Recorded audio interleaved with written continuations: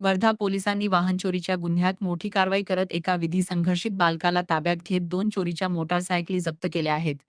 4 जून 2026 रोजी state bank of India येथे कार्यरत असलेले फिर्यादी रात्री जुनापाणी बसस्टॉप येथे प्रकृती अस्वस्थ झाल्याने थांबले होते. त्यावेळी त्यांना झोप लागली.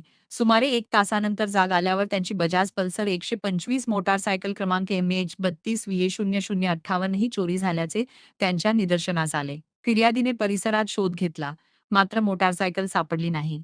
त्यानंतर रामनगर पोलीस ठाण्यात तक्रार दाखल करण्यात आली.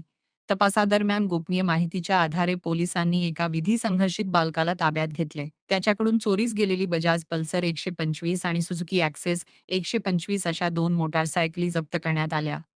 या दोन्ही वाहनांची एकूण किंमत अंदाजे 2 लाख रुपये असल्याचे पोलिसांनी सांगितले आहे. सदर गुन्ह्याचा पुढील तपास सुरू असून आणखी काही गुन्हे उघडकीस येण्याची शक्यता व्यक्त करण्यात येत आहे. वर्धा पोलिसांच्या या कारवाईमुळे वाहनचोरी करणाऱ्यांमध्ये खळबळ उडाली असून तपास प्रगतीपथावर आहे. जिल्हा प्रतिनिधी संतोष देशमुख, वर्धा.